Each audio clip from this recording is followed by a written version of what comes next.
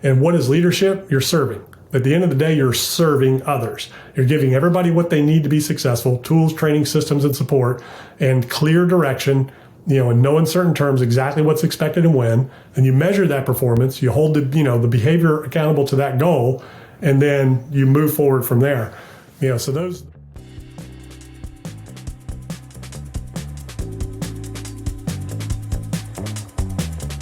Welcome to The Path to Wealth, the show about well-being, fulfillment, and financial freedom. And I'm your host, Hannes Henschel.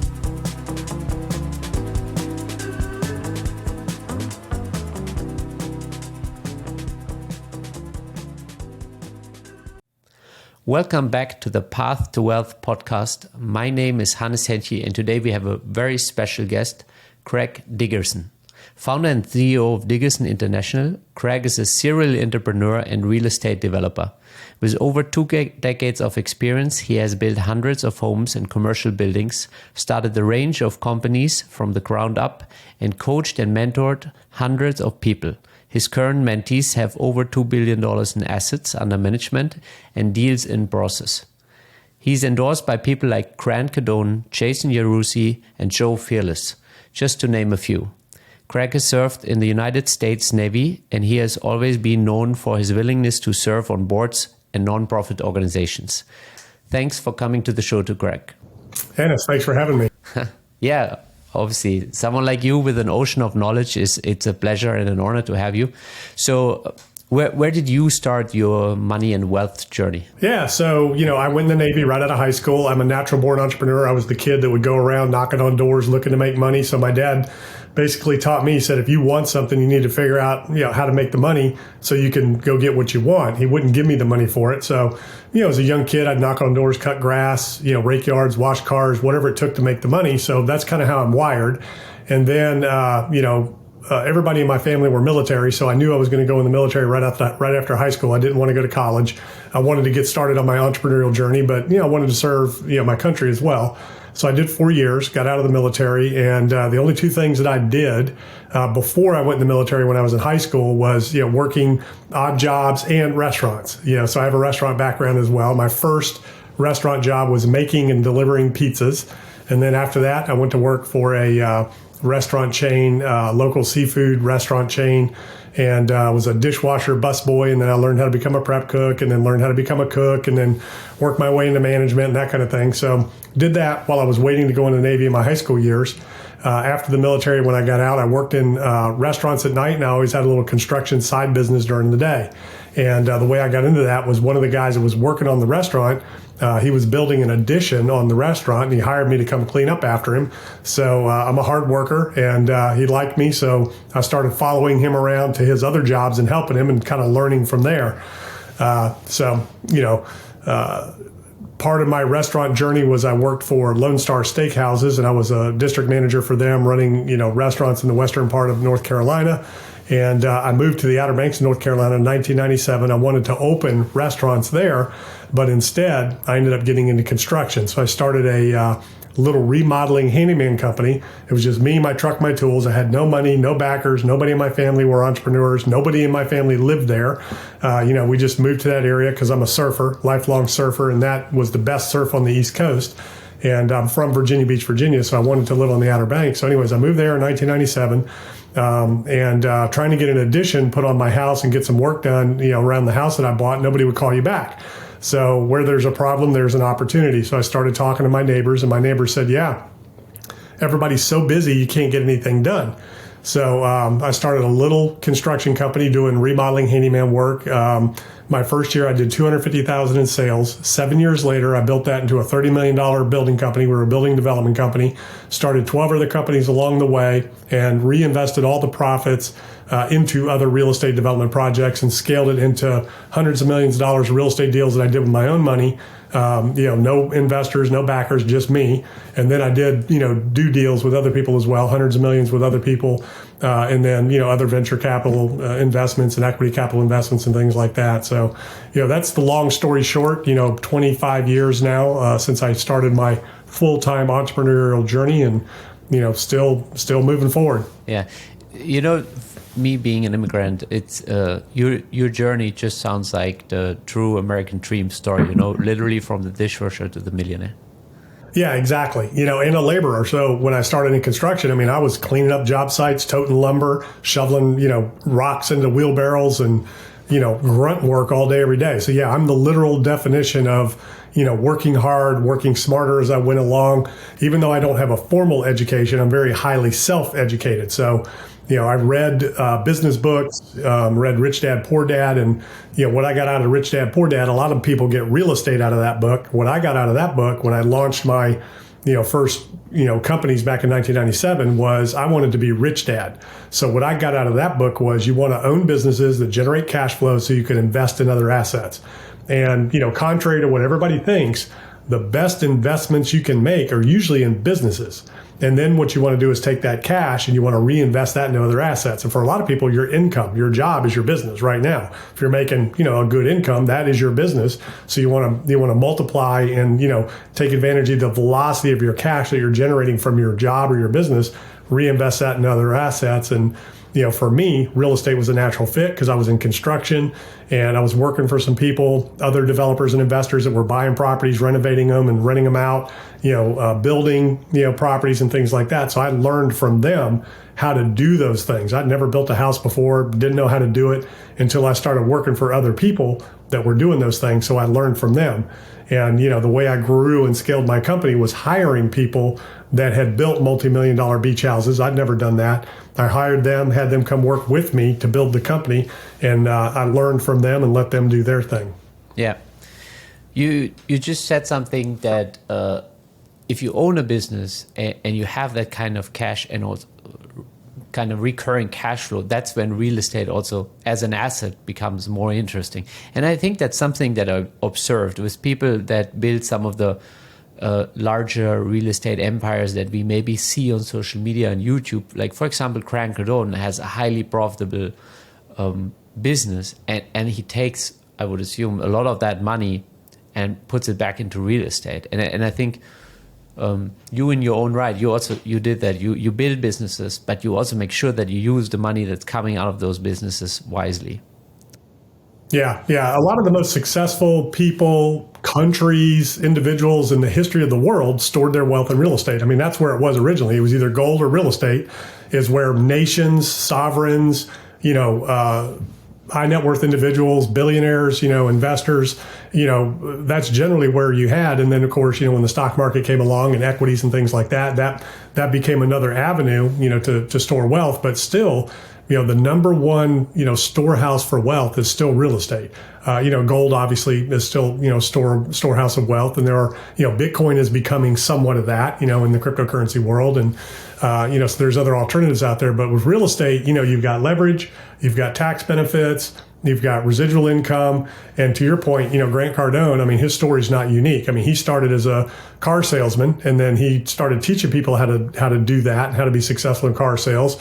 And then he started buying small multifamily properties and, then just kind of went from there. And, all of the profits that he earned, he poured it back into basically multifamily real estate. That's kind of how he did it. And he's really, like, you see where he's at now, he's really only been on this path for about the last 13, 14 years, where he really blew up his social media, started doing events, and started really doing the multifamily syndication thing. So, he's gone from nothing to, I think his portfolio is about $4 billion in properties right now, assets under management, and probably 15 years of that business model. But he's been doing it for 30. Yeah. And obviously, it sounds like, wow, a decade, a little bit over a decade, but the groundwork that went in was also all of the skills that he started accumulating and the knowledge that he started accumulating. And a lot of that teaching content that he now, I think that's actually very interesting because he reutilizes and retools it in so many ways. And once recorded content gets like infinitely valuable for him. That's the power of digital content, right? You can repackage it, you can put it in a new bundle and offer it to someone else at a different price point. Yep. But at the end of the day, it all comes back to real estate. That's really the ultimate, warehouse for wealth. That's your store of value, asset of choice. for the ultra rich, for nations, for investment funds. That's generally, where people store their wealth at different levels. Like, for institutions, a lot of times it's in mortgages. They'll invest in mortgages, but now more and more institutions, sovereign wealth funds, hedge funds, investment funds, pension funds are buying real estate directly. We're seeing that a lot now, where they used to only invest in the financial instruments. And, in that sector, we have seen over the last few years with everything that's happened, the safest, area in that sector is multifamily. People need a roof over their head, single family as well, single family, multifamily. People need a roof over their head. And then beyond that, you look at all of the, necessary, types of assets out there that you have to have. So, medical, dental, food, shelter, all that are, those types of things that people have to have that they can't, outsource, they can't do virtually. People have to go to the doctor. They have to go to the dentist. They have to go get food at the grocery store. Right now they have to fill their car up with gas until, electric vehicles take over. So, you want those necessary types of assets, that you just can't get rid of and you can't do without. And of course, housing is number one. Everybody needs a roof over their head. So, that's the number one asset to own in real estate. Do you think there's any innovation in the way we build in the US? And one of the examples that I've seen recently is, they started a test trial in a town where they 3D printed single-family houses. Do you think there's any innovation coming at the space that's significant enough to make a dent in the shortage that we have in housing right now? Yeah, potentially. I mean, there's some limitations to those 3D printed homes in a lot of different ways, but they're becoming more and more popular. There's communities that are being built for rent, with 3D printed homes. They are quicker. They're more energy efficient. They're more fire resistant. But not a lot of people like a concrete house. But, you go to the southern parts of the country, Florida, those areas that are building houses out of block anyway. So I think, as that becomes more mainstream, that is probably the leader of the pack in building systems technology. It was modular and manufactured homes that have come a long way. But those, at the end of the day, they don't really save you a whole lot of money. They might save you some time, but not necessarily a whole lot of money. And even then, there's a big backlog. So that's probably the leader of the pack in terms of, the best, alternative building, system that's out there right now that could potentially take off, and then trying to scale it into bigger projects is, kind of where, that potentially could go, where you could build multifamily with it. You can build commercial buildings with it. But, right now it's relatively new technology in this country. Yeah. For someone that is earning maybe lower six figures or multiple six figures, where do you think they can make a good investment right now? The market is, in a fearful state for the general public. The news are such that nobody is very comfortable. Where do you think a private investor can make sense of this that is just getting started? Yeah, it's getting kind of tricky right now with what's going on with the banks, things like that. So, you have to really understand what's happening with the banks, what's going on in the economy. The markets are in transition right now. The economy's teetering on, a financial collapse in the banking sector, potentially. Obviously, the Fed and, the Treasury are doing things to kind of backstop the banking world, around the world. Central banks and treasuries around the world are stepping in and putting measures in place to keep banks from failing. And to protect depositors. But, from a growth standpoint, like what I've talked about, obviously, if you have a business, usually the number one highest velocity play on your cash reinvested is generally going to be in your business to grow and scale your business or other businesses. That's where you can get exponential multiples, way faster and way better than anything else. Real estate's a slower game. Real estate is another place where, you can compound your cash. You can get a real good return on the velocity of your cash. For me, that's what I've always been about, stacking, cash, taking cash, compounding that, and taking advantage of the velocity of that. And for me, it was real estate development. That's where your highest margins are. That's where your best returns are. I'm a real estate developer. That's what I've done my whole career. So, that to me was a great vehicle, and it has been for a lot of people. And then, beyond that would be, like what you're doing in the syndication business, because you can do really, really big deals, by pooling investors.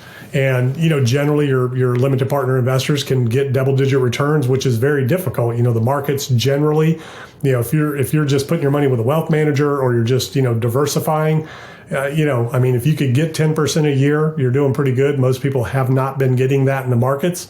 So if you can get, higher double-digit returns investing, in multifamily properties and things like that as a limited partner investor, and you can get depreciation as well. That's a great vehicle. If you're investing on your own and you want to do, your own thing as an owner operator, you can do your own multifamily properties, kind of like what Grant did, and do your own thing that way. Or you can buy, short-term rentals. You can buy year-round rentals. The real estate market from an investment ownership is just one of the best places, where you can get the highest returns, and because you can leverage. So if you're investing in markets, you got to invest cash. You can't borrow. Well, you can, but it's not a good idea. Like, you can leverage equity in a house. You can, leverage other things and use borrowed money to invest in markets. And, cryptos, like one of the best examples of that was Michael Saylor. He's borrowed money on his company to buy Bitcoin, and we'll see if that works out for him in the long run. Probably will, but, a very risky proposition. But, with real estate, you can do it with no money down. You can do it, through creative financing. You can do it with, little money down, get the banks to do the rest. There's so many ways you can lever up and compound that cash, the velocity of the cash invested. So, that was always my play over the years. Yeah. You have some very successful students in the short-term rental space. What would you say are some of the key drivers in that space, and which markets are those students succeeding in? So generally markets where, there's demand drivers, where people are going to want to go and visit. So during the pandemic, Airbnb just blew up everywhere. Short-term rentals, people just went anywhere and everywhere just to get away. But generally, that's the market I started in. I was in a resort coastal market off the coast of North Carolina. So it was a summer vacation destination. It's a short season, so your cash flows aren't as good as other areas. But if you get into the mountainous areas, some of the more year-round beach areas, like the southern parts of the country where it's warmer all year round, you can get more rent all year round.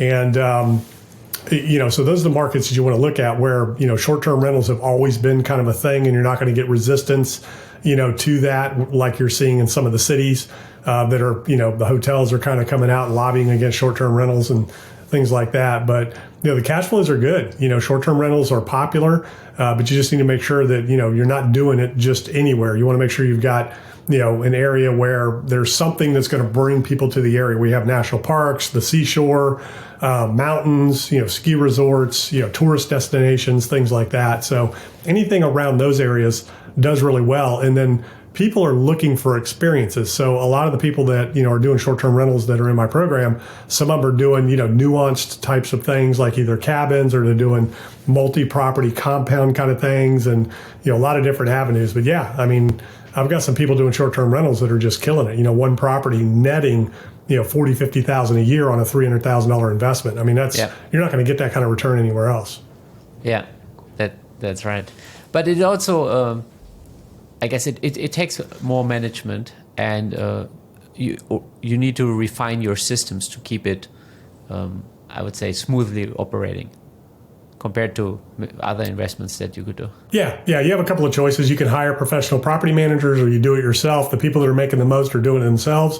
And there's so many, systems and technologies out there that it's pretty easy. But at the end of the day, unless you hire somebody to deal with the guests and, manage all that, you still have to kind of take care of some of that. But there's so much technology out there that just kind of automates everything in that process. It's one of the easiest types of property to manage. And the cool thing about short-term rentals is you never have to worry about evictions, collections, or, vacancies like you do in traditional properties.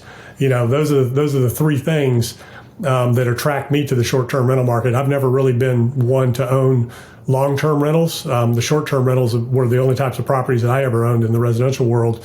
And mid-term rentals are really good too. So for like traveling nurses, traveling professionals, just people in transition, looking for turnkey furnished, mid-term rentals, those are really profitable as well. Yeah. You're making a really good point, is not having to deal with, getting the money in is a big thing. Like, I'm just right now dealing with one of the oldest rentals we have in my family. It has nothing to do with what we do in multifamily, but it's such a headache. And it's just one house. And, you know, there's a tenant who's not paying up everything. And it's one of the reasons I've always eyed on multifamily real estate, because there it's different. You're doing it at a professional scale, you know, where you have a team of people supporting you in the process. But if anybody is doing it on a smaller scale, I think having that short-term aspect where, like, if you use Airbnb, they just give you the money, you know, and unless there's a dispute or something, everything runs smoothly. Yeah, you know, and yeah, single-family rentals are, I mean, that's where Grant Cardone started, with one house, and he learned real quick that's not where you want to be. I do have a client in my coaching program that he does not, I've got a couple that do nothing but residential. He's got, I don't know, 400 or 500 doors, something like that. They each net about $500 a month in positive cash flow, you know, single-family homes. He's got, you know, big portfolios of single-family homes, and I've known a lot of people and coached a lot of people over the years that's worked very well for them, but they usually have somebody on staff that manages the property so they don't have to personally deal with it, or they have a property management company to manage those. So it can work, but, you know, as you've experienced, you know, you've got one roof, you know, they're all kind of fragmented out and you know, scattered all around different areas. So it's not as efficient as, you know, one big building. So having all the doors under one roof, there's a lot of efficiencies of the operations. You can get, you know, better quality property management. They're easier to finance. You know, there's a lot of advantages to doing, you know, large multifamily deals. And, you know, really the big thing is you can really go big and scale that, you know, really fast. And again, they're much easier to operate and a little bit different than single family homes. You know, one tenant can destroy your entire year's income on a single family home, where, you know, you have 5% of your tenants go bad in a multifamily. It's not going to affect that building if you've got 2, 3, 4, 500 doors. Yeah. You know, in that one property. And I think that's why we see so many successful investors, even if they're done really well in the single family home, there seems to be a natural progression where if they spend a decade or more, even collecting maybe hundreds of homes, that they eventually make the transition and like, hey, this can be scaled in a completely different fashion. And I think from what I've experienced personally, the quality of life is better on the multifamily, because you just have the ability to work with teams, and as you said, you're not as scattered in the effort. There's a lot more efficiency, which just allows for a better quality of life. Yeah, it is. And commercial's the same way. So the right kind of commercial assets can be, you know, exactly the same thing. You're dealing with, you know, 1 or 2 tenants. They're generally business owners or, you know, corporations, and, you know, a lot less headache. Storage can be good too, but storage is, you know, that's more retail, you know, component to there, and a little bit more operational systems that you need. But again, you can hire managers to manage your self-storage as well. But yeah, I mean, you just can't beat larger properties, because there's just, you know, so much more. You're so much more well insulated, well diversified, and, you know, single family can be good, but, you know, again, it's so fragmented. So for me, my favorite aspects of single family is obviously short-term rentals. You know, they're not going anywhere anytime soon. Then you get into multifamily. You know, hotels can be good, but those again that's a retail operation. And, you know, the key is, like what I was talking about earlier, we learned over the last few years from the pandemic, you know, forward, what is essential? What's an essential business? What's an essential need that people have to have that they can't go online and get? So when you think about what kind of assets you want to own those types of assets. When the economy's melting down, when the world is locked down, what does people still need, you know, from a you know, property standpoint, and goods and services? You know, those are the types of businesses and assets you want to be in and own. Yeah. So what qualifies like a perfect mentee for yourself? Who is perfect for your mastermind? Who are the people that not only qualify, but would get the most out of working with you? Yeah. So I've got courses for people at all levels. So online courses that, you know, they're like a digital version of a book that people can do. And those are real cheap, $95 or, you know, each, or $195 for all of them. But as far as my 2 coaching programs, so I have a mastermind coaching program, you know, it's a weekly thing where I lead the programs. And, you know, that's for people that, you know, are at some level of success. They have to be able to afford the program, obviously. So they've got to have some level of success that they've already achieved, be able to afford, the entry into the program, and that are looking to grow, connect with other people. That group is really thriving, really good. I've got a lot of medical dental professionals in there. I've got some professional athletes in there. I've got entrepreneurs and investors doing all kinds of things around the world. That are in there, all different types, multifamily, doing development, doing single family, doing, short-term rentals. There's different people doing different things. So we all come together, and then it's me coaching them, and then they're connecting and doing deals together and supporting each other and, raising capital and doing all kinds of things. So that's really awesome. So that group is really good for anybody that's, really looking to get to the next level in their business, looking for, those support pieces, and then getting coaching from me in that environment on a weekly basis, because I lead that group every week. And then they all connect, offline separately. And then I have a one-on-one program as well, for people that, are ready to really get to the next level and, want that one-on-one, access to me, anytime they want, business hours, Monday through Friday. Yeah. And I mean, some of your students have completely taken it from like zero to another level, and I think that's what speaks to any program is the success of the students. It's where you see not just one or two, but an entire shelf full of testimonials where people are like, this is how I went from here to here, and Greg made a significant difference. So I also want to, acknowledge you for being that kind of teacher that actually gets their students solid results and takes them to another level. Yeah, it's awesome, and it's a lot of fun, and that's what I get the biggest kick out of, because usually it's one phone call. So generally, like I have one client that was doing his first development deal, mixed use development with some commercial, some townhouses, and some single family, and he's doing them build to rent, all of it.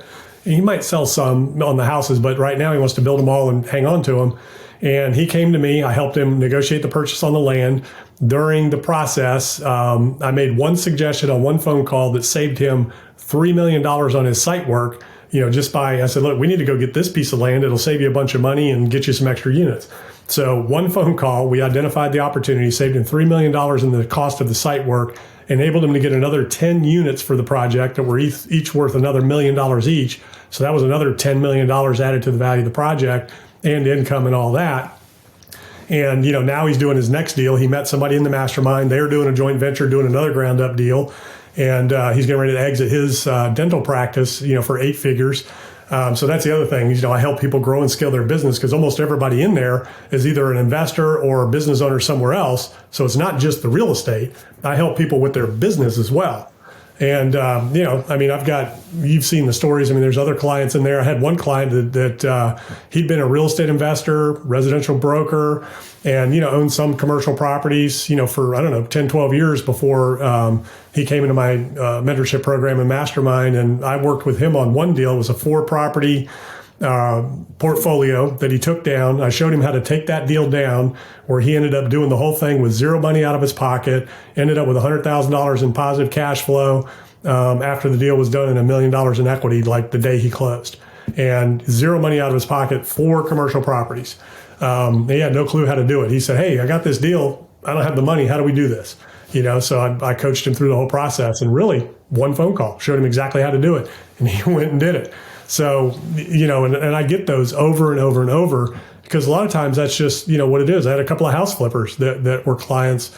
They'd been flipping houses for 6 or 7 years before they joined, the program. And one phone call, coaching them, showing them what to do. Of course, I coached them after that, but really on the one phone call, it identified everything they needed to do to go from, they probably made $200,000-300,000 was the most they ever made flipping houses. And they've been doing it for 6 years. They made $1.2 million after the first year of working with me. So, that's the kind of thing, that it does for people. And, those are the types of people that I'm looking for. And I've got one guy who is an immigrant, and, he's a restaurateur. And he, was taking his cash and putting it into multifamily projects and doing his first ground up multifamily projects. But another story of somebody that came to this country with absolutely nothing, started restaurants, took his cash he was making from his restaurants, reinvesting it in real estate development projects, and him and his brother, and doing, 4 or 5 mixed use, $20-30 million multifamily buildings, in the Boston area. So just story after story. And it's just so much fun. See, this is where knowledge meets opportunity paired with hard work. Like it's the people that actually pull the trigger. And I think that's also the beauty of being a coach that gets to work with someone who actually follows through. Like, I think there's actually nothing as disappointing as having to teach people that don't care. And then the opposite of that is truly to work with people who are on fire and actually get stuff done and actually apply the knowledge that, it's being put forward. Yeah, that's the key. You got to want to do something. And, and what's really cool about it. So the big part of what I do is, I teach people how to be a real estate developer, how to be, a multifamily syndicator, and build a portfolio to whatever level you want to build to and beyond. And, in that world, I've taken clients from 100 million assets under management to $1 billion. I've taken people from, $1 billion to $3 billion. I've taken people from 0 to 100 million. So yeah, knowledge is great. Like you're a chef, you can have all that knowledge in the world of, everything that you need to know, starting from, your cutlery through your ingredients, through, your techniques. But if you don't do something with it, it's not going to do you any good. You took that knowledge and you put it into action in your career and you became a, renowned chef. And, that's really the key. So at the end of the day, that's really what it's about. It's like, who do you need to become to achieve what it is you're trying to achieve? And, what does your business or company need to look like to achieve those goals? So that's the big thing that I drill down on with people, because a lot of people just don't understand, what that looks like or how to even do that. And more importantly, what do I take action on? Like you said, so I've got the knowledge, I've got the skills, I got the experience. I need to now take that and I need to apply it to the right things at the right time, in the right ways so that I get the results that I'm looking for. And then, that's what it really boils down to, is that there's just so much out there right now. People just don't even know what to focus on, and they don't know what to apply their actions to. So it's the right knowledge applied to the right vehicle at the right time in the right way. That's when, greatness happens.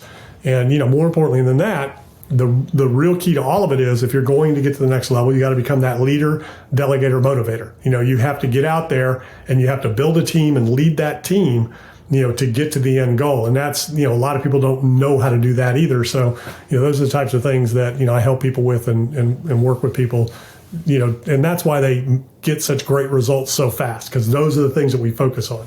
Yeah. So what would you say are some of the challenges or roadblocks that the majority of your students has to overcome in order to execute on that level? They don't know what they don't know. So at the end of the day, you just don't know what you don't know. So, you don't know how to go raise $100 million if that's what you need to do. I know how to do that. You don't know how to take down a $100 million property. You don't know how to go from doing, if you're a developer building one project, you don't know how to get it out of the ground and what you need to do and who you need to talk to and how it works. How do you find the land, get it entitled, find the right architects, engineers, contractors, the right financing, bring all that together to get it out of the ground. So at the end of the day, for most people, it's they either don't know what they don't know, or what they think they know to be true is not, or there's just so many things they don't know what to focus on. So I mean, those are the things that we zero in on, and really that last one is a big one. Most entrepreneurs in this day and age, there's so much information out there, so many different things you can do, they just don't know what to focus on, and that's what I really help them do. I really help them drill down into what are your God-given talents, gifts, and abilities, and what does that need to apply, what do we need to apply that to really exponentially scale things for you. So, that's kind of what I help people figure out. And a lot of people, like I said, they already know what to do, they just don't know what to apply it to. And those types of things. You just said one thing that people kind of need to define, or rather find out what their God-given talents are. How do you help them bring that forth? Because I think that's such a somewhat untangible journey for many. And it's like, I do believe that everybody has something that if they truly tap into it, you can call it a state of flow, but there is something that we're all good at that feels so natural to us that we don't look at it at work. But for the rest of the world, it's work, and there's actually value in it and bringing it out. How do you help people kind of find that out for themselves? Yeah, so I mean that's a big part of it. It's what comes easy to you. What's coming easy to you? What are you good at? What do you enjoy doing? What would you do even if you didn't get paid to do? Now this is in the business world, in terms of vocation and making money. We all have our passions that are non-productive, but I'm talking about in the business sense, in the business world. What are you passionate about, and what are you the best at that comes the easiest to you?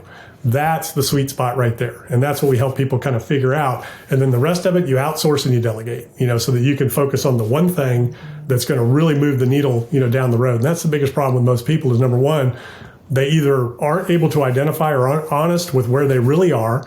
They don't know where they really want to be or go. And, they're not sure what they should be focusing on to get there. So that's kind of what we start with. Where do you stand now? Where do you want to be? And then we get that one or two things that you need to be focusing on and do nothing but that. We outsource and automate everything else so that you can get there in a way, that's exponential. And, like for me, so I'm a leader, delegator, motivator. I'm great at building teams, leading people. I've been a coach and a mentor my whole career. All of the different companies I had, and that's what makes me so unique, is that I've done so many different things in so many different types of businesses over the years, building, scaling, and exiting companies and doing all kinds of different real estate deals, all different types of assets and, class and ground up, value add, opportunistic, adaptive reuse, just all of it. I've really honed, what I really did was I poured in myself as a leader. So I honed my ability to find good people and to coach and lead them to the end goal and really understand what people's talents are, putting those right people in the right places, to get to the end goal. And, that's what's so interesting and so unique about what I'm able to do is just, I've just got so much experience doing all of these different things. But at the end of the day, I was a coach and a mentor. I was a leader. So I didn't work in any of my companies, and I still don't now. I coach people. So either I find a leader and put them in place, or the company already had a leader, then I just coached them. And same thing with my development projects or my real estate projects. I'm leading that team. When you do a multifamily deal and you take that down, you're leading the team. You're leading your investors, your lenders, your title companies, the property managers, everything. You're leading that entire process, and that's really the key that a lot of people don't recognize, that they need to be. And what is leadership? You're serving.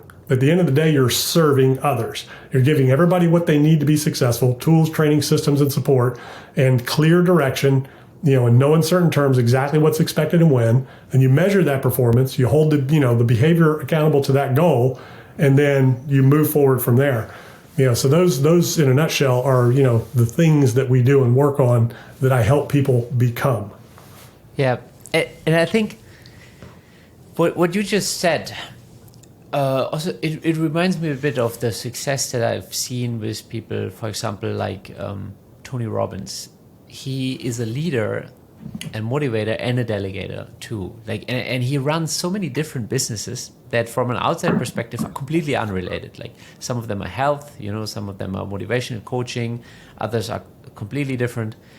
But I think what he also applies is what you said is, he knows how to build the teams and how to put the real executors, the managers in place, and how to keep everybody engaged, motivated, and walking in the right direction as a union, as a team, to get the results that everybody's looking. Exactly. And you had to do the same thing as a chef in the restaurant. As the head chef, you're leading a team. You've got to get the end result, which is, service has to start at 5:00 and people have to be wowed. You need raving fan, customers out there, world-class, raving fan customer service. You need a world-class dining experience.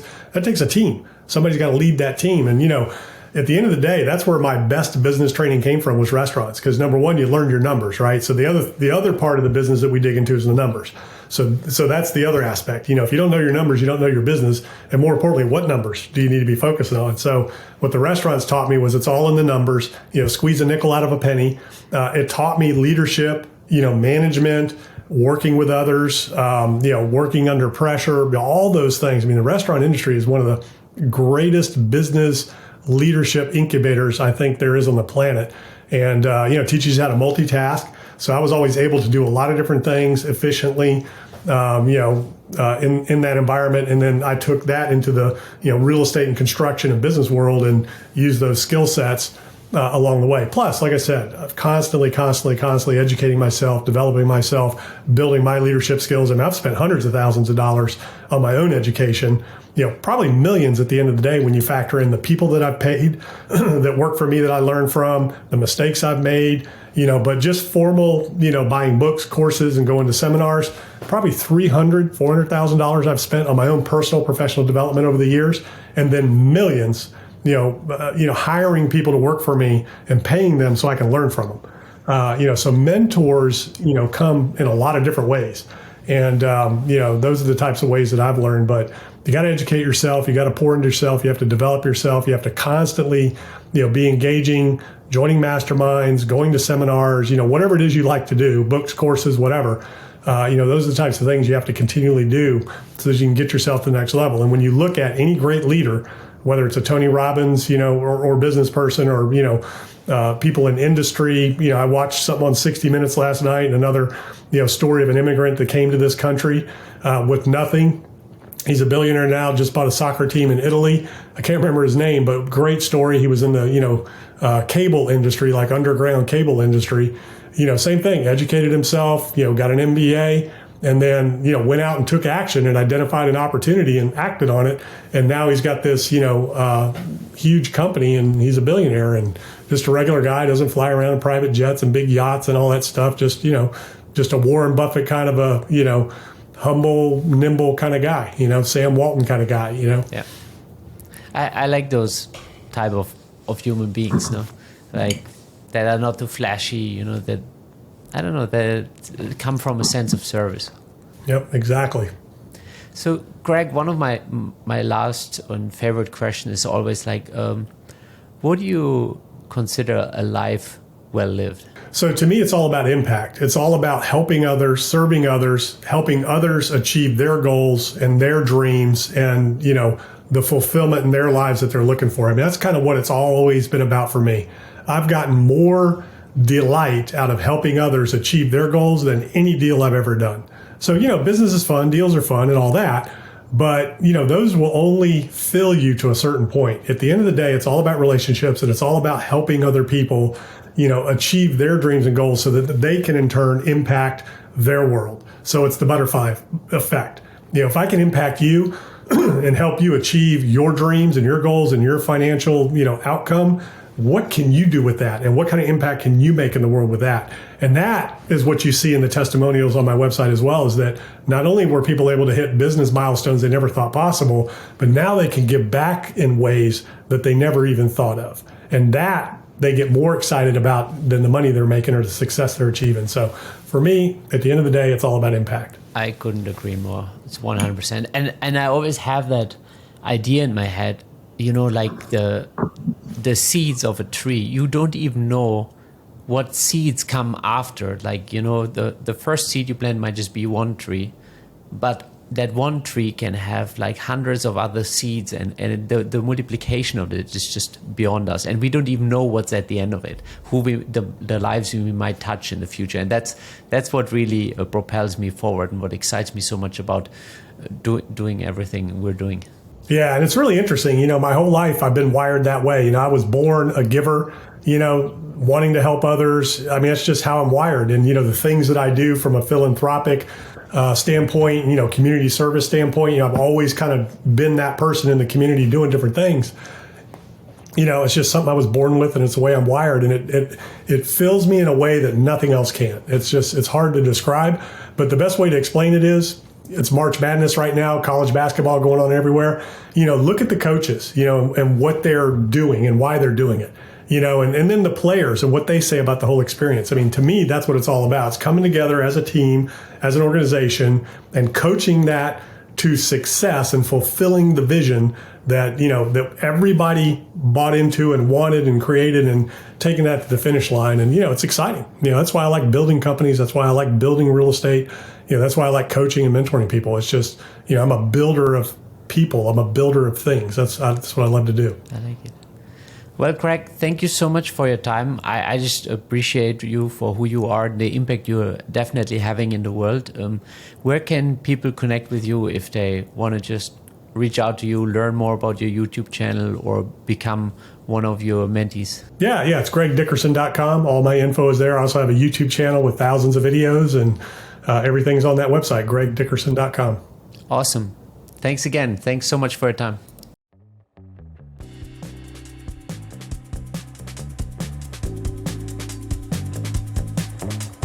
Thank you for joining us at The Path to Wealth. We hope you enjoyed today's episode. Check out our upcoming guests and be sure to share it with all your friends and family that want to take their life to the next level of wealth.